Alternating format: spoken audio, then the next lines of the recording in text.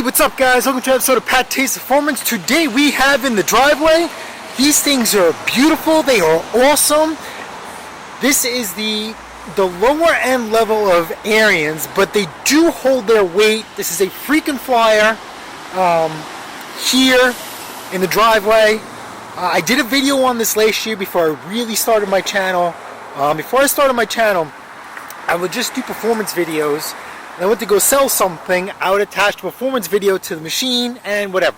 These things pack a freaking formidable punch, and I was almost tempted to keep it, but I didn't.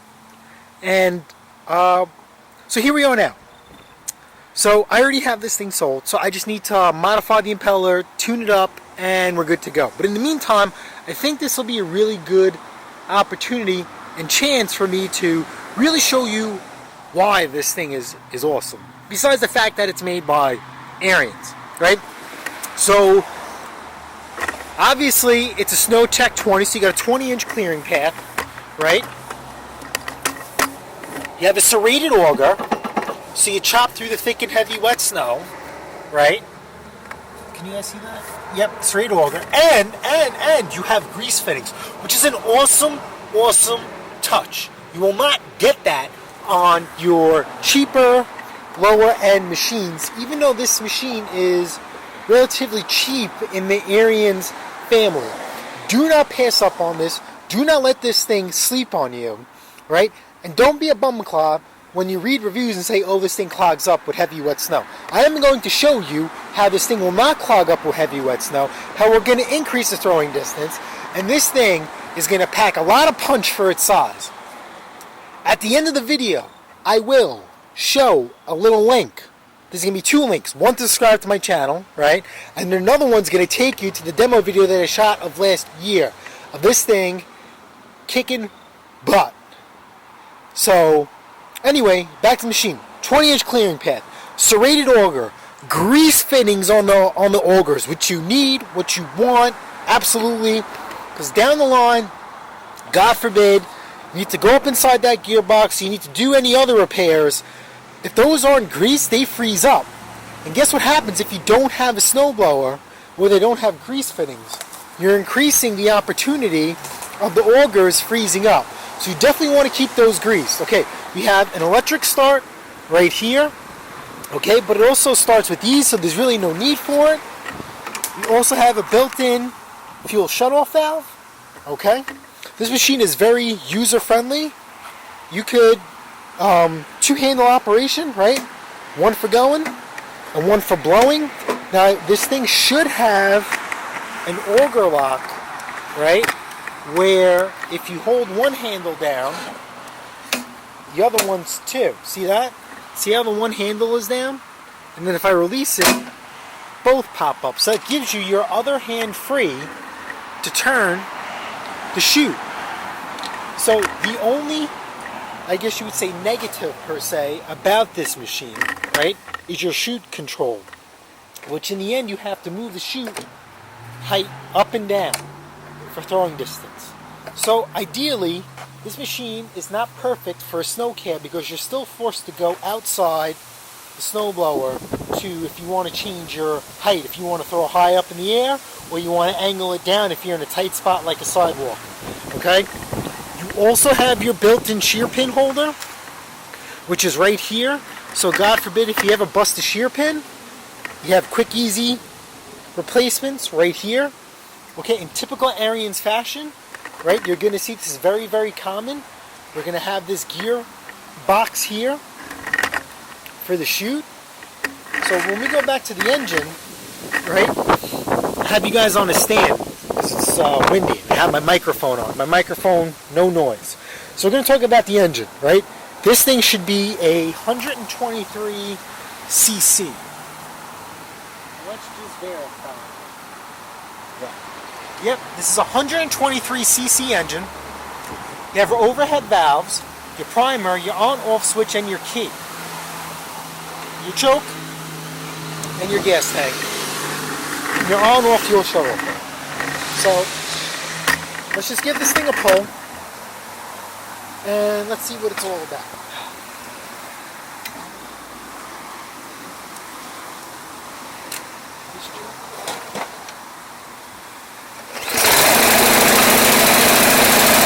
is tight. Now this is loose. I have to tighten that.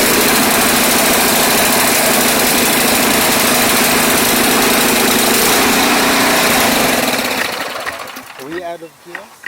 Oh, you know what? He turned the gas off. One more time. How much gas is in here? I don't know. Just enough to do a brief demo before we start to dive into this thing.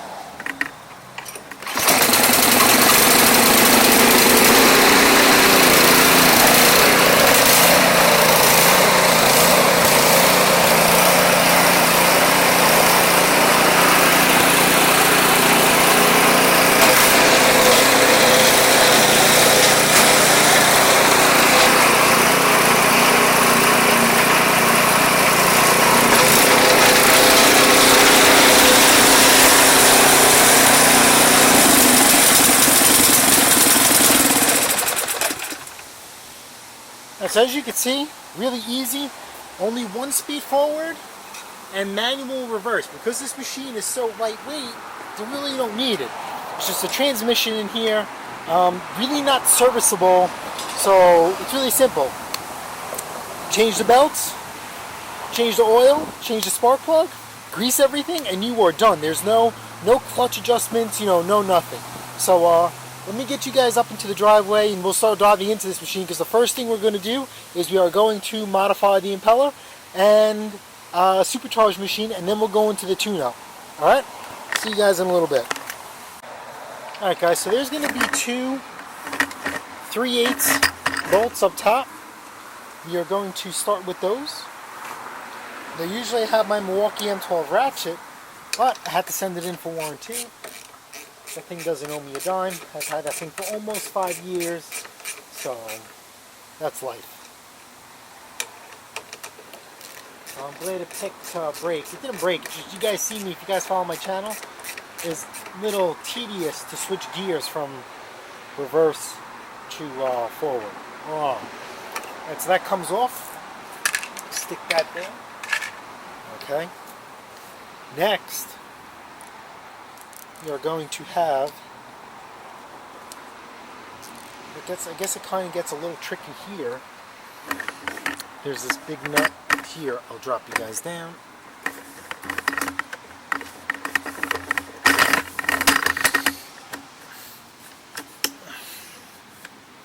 Okay, pay attention to how this is, how this lines up. The nut spring, this big flat bar, looks like a plastic washer, metal bar from the housing, plastic washer, metal washer, gearing. This is Ariens through and through. This is an Ariens design. You will not see this anyplace else. I think this design has to be at least over 10, 15 years old. So this will apply to other Ariens per se. If you ever wanted to change this gear, these gears do strip out if they're not adjusted. So just keep an eye out on that. God, I missed my ratchet already. This would have been all. You see how that just comes out? So let's take this all out. You see that? Plastic washer. Slide this all out.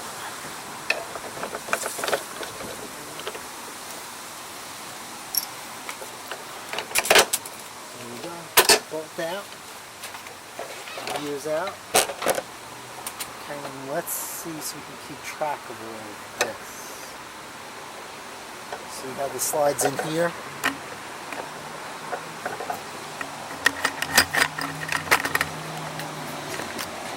See how the slides in here? And then we do our metal washer, plastic washer. You know what I'm saying? So this goes top on its own. Bolt, metal plastic washer, this piece, and so on. So let's put this all together so we don't lose it. And now we expose the impeller. Okay?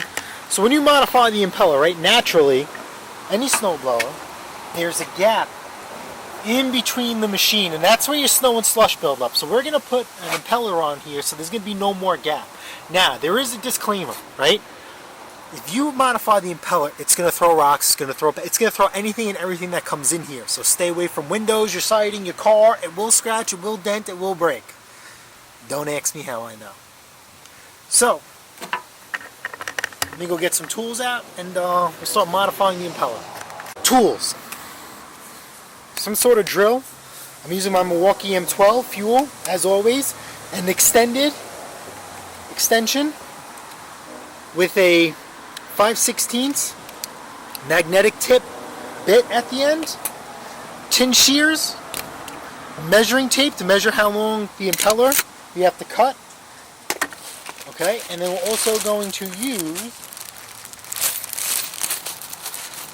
sheet metal screws and washers. Right, these are about maybe an inch long, and the washers go behind it. So I run my machines commercially for about 3 years, never came out. There you go. Now what we're using is a truck mud flap.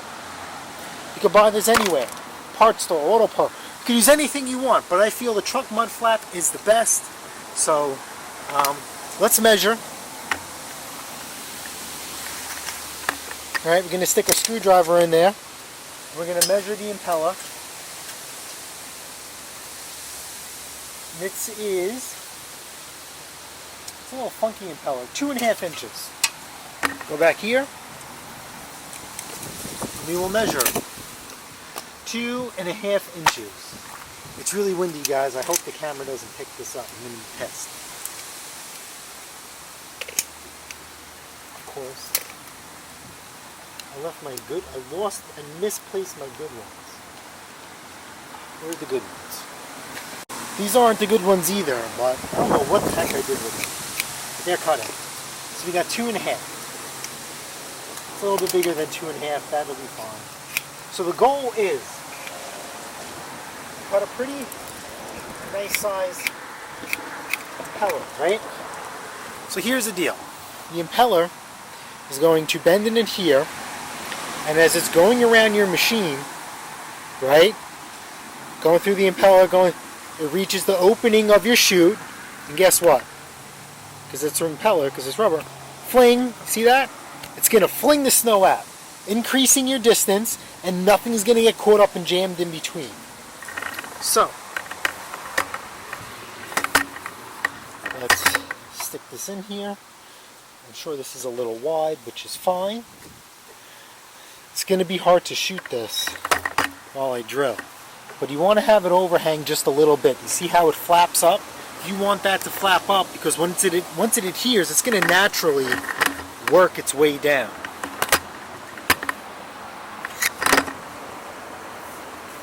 We'll see. We'll see what we can do. Some of the machines I do, they're pretty more open. Ariens is a little bit tight knit because it has the chute attached to the frame. The chute base is attached to the housing. So there you go, stick it in like so. Actually, you don't have to just first one. Take the washer out. Get the first one in there. See how the magnetic tip? See that? No hands. This is very important. Uh-oh. This deal might be. Alright, let's lock this up. Dummy.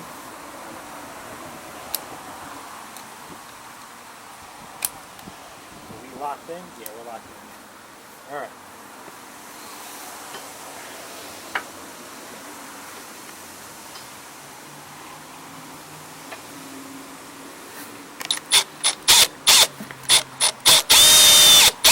Now, as you see, I'm screwing. I'm supporting it from the. I'm using part of my hand, like a C-clamp. I'm holding the impeller down, and I'm holding the rubber down, and I'm holding the impeller up as I'm pushing out my other hand. Now I left a little mark, which is fine, and that's what we know is our contact point. So we could just do that. The impeller. See that? Right through, no problem, easy peasy. Now that we're through, we'll just stick it in the boot. Stick it through the impeller, and we will put it down again. Come on, find the hole. Find the hole. Sometimes this part is tricky, so just feel it. We'll just stick it through.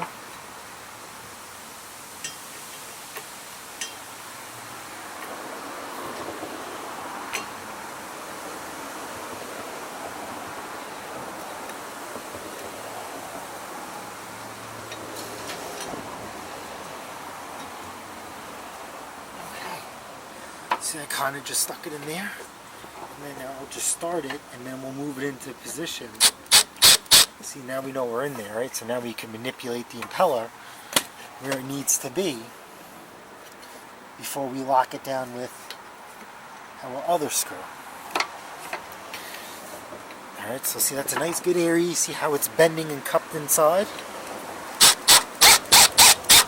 That's it. Perfect. Now, this is a pretty small impeller, surprise, surprise, because it's a small machine. So instead of doing them side by side, you just stagger them. So again, supporting the impeller from underneath. See that? Perfect. Get our washer.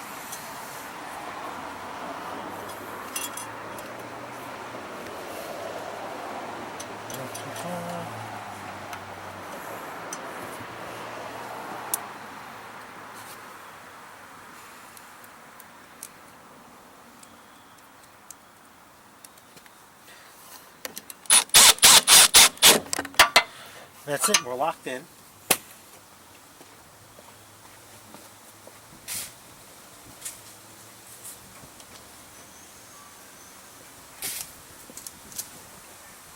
Now remember, oil and water don't mix, so anytime before you blow snow, you're supposed to coat the inside of the machine with some sort of oil-based lubricant, PAM, WD-40, track lube, screw loose, anything, right? Now with the modified impeller, you definitely do want to do that. And for all intents of breaking the impeller in, I'm just going to spray that down. You're going to start the machine, and you're going to see this thing fire up. And you're going to hear it too.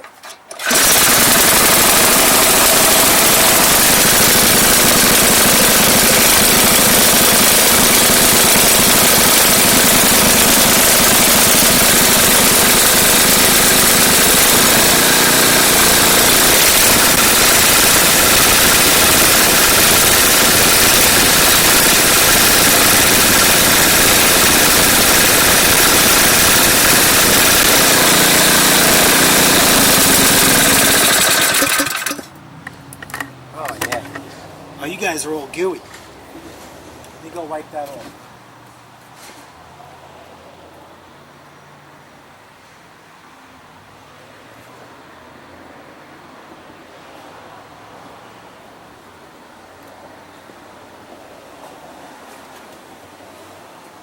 Oops. See, that was the machine breaking in the impeller. You see, it'll perfectly adhere to the rest of the machine. So this machine has 3 impellers. So you should be doing this to all of them. There is no rhyme or reason of why you shouldn't do it at all. You know, like some people just do every other, or they just do one. Do it to all 3. There is no reason why you guys wouldn't want to do it to all 3. How about that? So I'm going to put you guys on time lapse, and we're just going to do all 3, or the rest, the 2 remaining ones.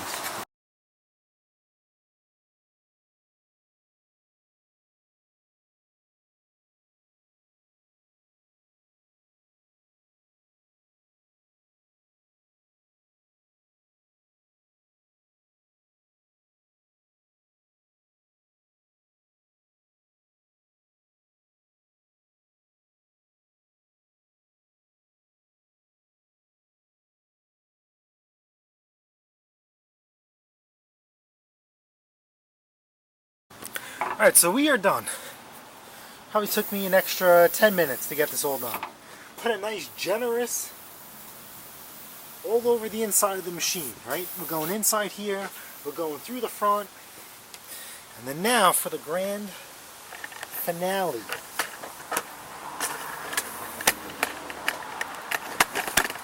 Now remember what I was trying to say before is, see how that thing whipped that impeller around no problem, didn't even hiccup? It's a nice healthy engine, nice strong fuel flow. This thing is good to go.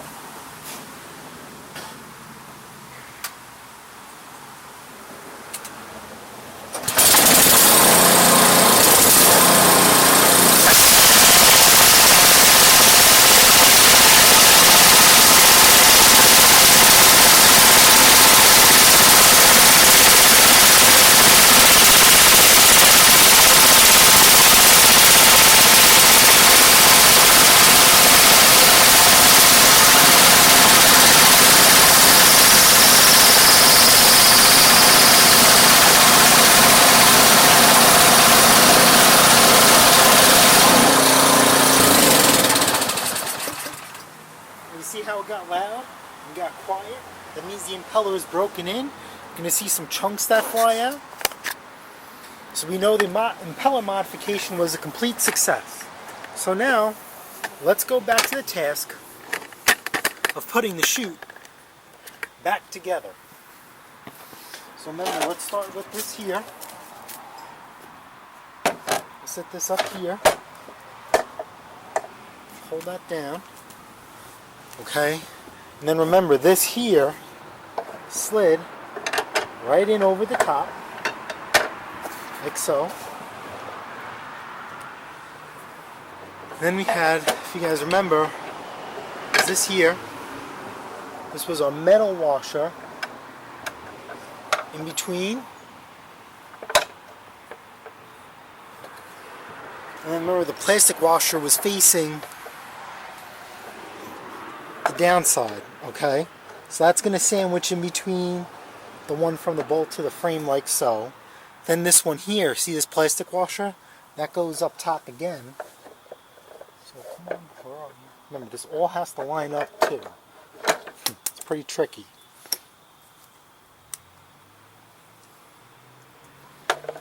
This slid in. This goes on top. So let's get this in here. Slide this in here, and then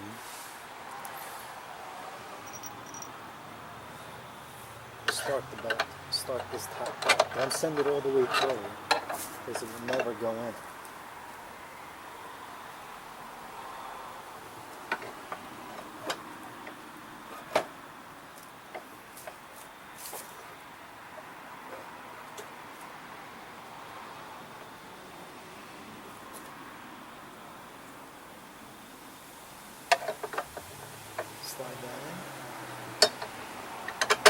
Now remember, if you ever need to replace this piece right here, this is a perfect how-to on how to do that.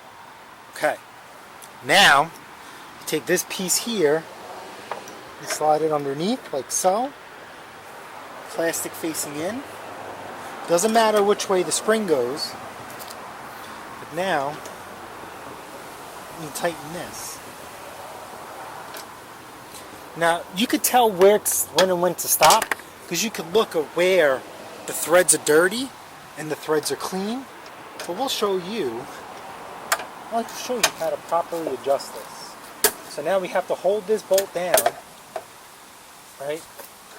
Because you don't want this carriage bolt moving around, getting loose, and stripping anything out. Remember, unfortunately, this is plastic, right? They do not make a metal version. Do not. So I've only seen 2 of these stripped out, and that was just due to improper maintenance, or maybe someone took it apart. I've never seen these strip out from the factory. So we're just going to hold this carriage bolt down as I'm tightening it.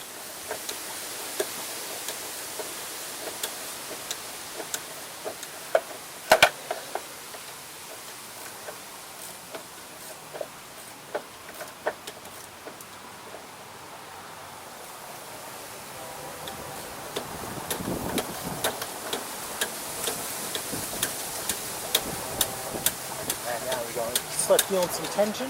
Okay, we're gonna let go. Wiggle the bolt. No play. Let's turn this.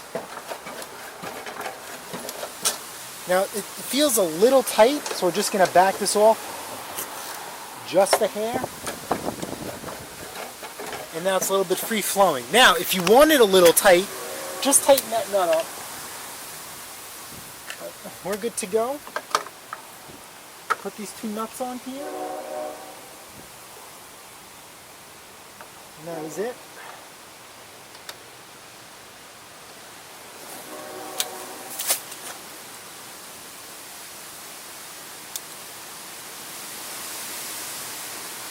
We are just out of daylight. Golly, Mother Nature is just shutting off the lights on us.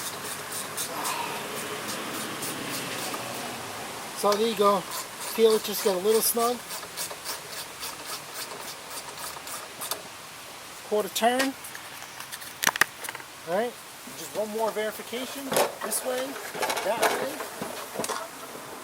And that is it. We are good to go. Alright guys, so you have just successfully, we have successfully changed this machine forever. Change how this machine will behave. Change how you will handle snowfall from now and again. So, you're going to start praying for snow once you start owning a nice quality machine, and this is definitely a nice entry-level machine. I probably wouldn't go out and start doing driveways with this, but I would definitely do my own house. If you want to do a couple neighbors, that's fine. I wouldn't go out there saying, hey, I'm doing snow removal, you know, full-blown. You know, you might get a little iffy depending on the snow. But if you're a homeowner, this is it for you. My wife loves these machines. When she first started out, before we did snow removal, before I got into bigger machines, she loved this style machine. Electric start, 1 speed forward, 1 speed to blow snow. Very simple compared to shifting gears, which now she loves. So never underestimate the power of a kindergarten teacher. On that note, I will see you guys for part 2, most likely the grand finale, because I'm not going to restyle the machine because they're buying it as is, per se. So anyway, I'm going to show you guys how to tune this thing up, get this thing ready for Old Man Winter, and that'll be part 2. Check me out on Instagram, and guess what, guys? Smash the like button, smash the subscribe button, and guess what? I'll see you guys on the next episode of PATTAY'S Performance. Later.